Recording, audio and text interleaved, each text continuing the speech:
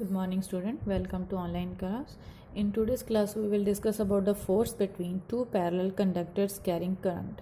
तो ਆਪਾਂ force find करनी है two अपने कोल parallel conductors ਦਿੱਤੇ ਨੇ ਜਿਨ੍ਹਾਂ ਦੇ ਵਿੱਚ ਆਪਣੇ ਕੋਲ current pass ਕਰਦਾ ਪਿਆ. First of all consider ਕੀਤਾ C1 D1 and C2 D2. C1 D1 and C2 D2 two finite long straight conductor carrying current I1 and I2 in the same direction. अपने कोल C1 D1 C2 D2 conductors लए गए ने जिन्हां विच अपने कोल I1 and I2 current pass करता पे in same direction. They are held parallel to each other at a distance r apart. तो दोनों अपने कोल पैरेलल ने और उन्हां दे इन बिटवीन डिस्टेंस अपने कोल आर है in the plane of paper. The magnetic field is produced due to current through the each conductor shown separately in figure A and B. अपने कोल फर्स्ट A फिगर है, second B है अपने कोल.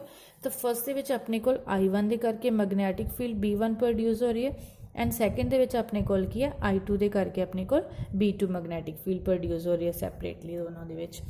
Since each conductor is in magnetic field produced by other, therefore each conductor experience a force. कहते अपने को एक conductor ने magnetic field experience की तो सैकेंड दे उपर क्या है फोर्स आई इस मैगनैटिक फील्ड करके.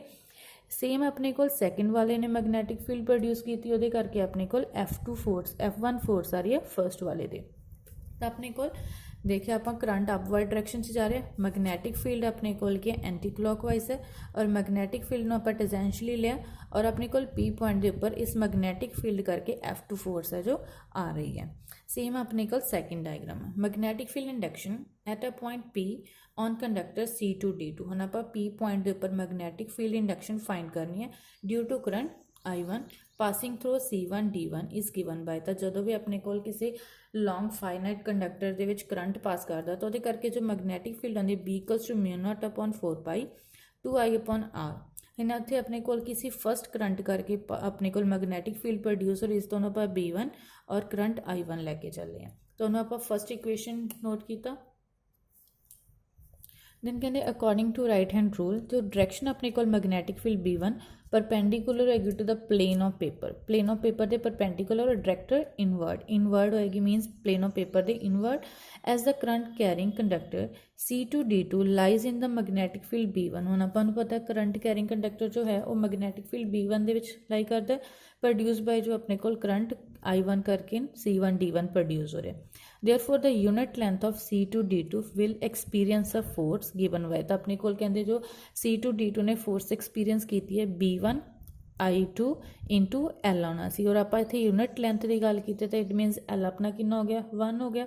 तो वो करके जो F2 आ रहा अपने को B1 B2 एंड B1 की आप वैल्यू फाइंड की उसकी वैल्यू आप पुट की अपने को F2 कि F2 equals to μ0/4π 2I1 I2/r. Then according to Fleming's left-hand rule, force on conductor C2 D2 act in the plane of the paper perpendicular to. तो अपने को कहते जो फोर्स आ रही है हम C2 D2 के उपर वो आएगी perpendicular to C2 D2 directed toward C1 D1. तो जिमें अपने को डायग्राम शो की जो अपने को फोर्स F2 आ रही है C2 D2 के परपेंडिकुलर आ रही है और टुवर्ड की दे अपने को C1 D1 दे आ रही है. सिमिलरली आप बी डायग्राम के देखा जो कंडक्टर C1 D1 वो एक्सपीरियंस करेगा force same as to this which act in the plane of paper perpendicular होएगा अपने को C1 D1 दे और डायरेक्टेड टुवर्ड होएगा C2 D2. जिमें अपने को फर्स्ट से सेम अपने को second and C1 D1 and C2 D2 attract each other. तो दोनों एक दूसरे को की करते पे ने अट्रैक्ट करते पे ने. तो इतने इन्होंने की बोला it means two linear parallel conductors carrying current in the same direction attract each other. तो कहते अपने को अगर C1 D1 C2 D2 two conductors ने जिन्हों के सेम डायरेक्शन करंट पास कर रहे इधर I1 कर रहे इधर I2. तो वो करके अपने को I2 करके जो फोर्स F1 एक्सपीरियंस हो रही है और अपने को I1 करके F2 एक्सपीरियंस हो रही है वो अपने को एक दूसरे को की करते पे ने अट्रैक्ट करते हैं. Further it can be shown that if the current in the conductor C1 D1 and C2 D2 are in opposite direction की करती चेंज एक अपवर्ड है सैकेंड डाउनवर्ड है दे रिपेल ईच अदर. तो फोर्सेस ने अपने को अपोजिट डायरेक्शन लग रही ने. ठीक है बट फोर्सेस अपने को सेम मैगनीट्यूड दी. दैन डेफिनेशन ऑफ एम्पीयर अपने को सैकेंड इक्वेशन जो आई सी फोर्स की उन्होंने आप यूज़ किया टू डिफाइन 1 एम्पीयर. लैट कर ले अपने को I1 I2 अपने को 1 एम्पीयर है जो डिस्टेंस सी उन्होंने in between r equals to 1 metre है। दैन अपन एफ पता है mu naught upon 4 pi two I1 I2 upon are.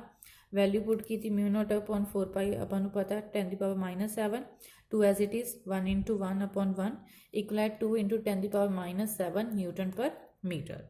तो उसको डिफाइन करते हैं आप 10 1 ampere is that current which when flowing through each of the two parallel conductors. तो कहते 1 एम्पीयर करंट होएगा जो अपने को दो parallel conductors of finite length and placed in free space at a distance of 1 metre. Parallel conductors लेने finite length है free space के मीनस उत्थे कोई भी अपने को मीडियम नहीं है एंड उन्होंने डिस्टेंस अपने को कितना 1 metre from each other will attract और रिपेल ईच अदर। ਜਾਂ ਤਾਂ दोनों की करने अट्रैक्ट करने ਜਾਂ दोनों की करने अपने को repel each other with the force of 2 × 10 की पावर -7 न्यूटन पर मीटर ऑफ दियर लेंथ। तो उन्होंने ये क्या अगर अपने को 1 एम्पीयर की गल करिए तो कहते अपने को जो टू पैरल कंडक्टर्स ने फाइनाइट लेंथ से प्लेसड किए free space at distance 1 metre apart then वो अपने को एक दूसरे को अट्रैक्ट करने अगर सेम डायरैक्शन करंट जा रहा है रिपेल करने अगर अपोजिट डायरैक्शन करंट जा रहा है विद द फोर्स ऑफ 2 × 10 की पावर 7 न्यूटन पर मीटर। Thank you.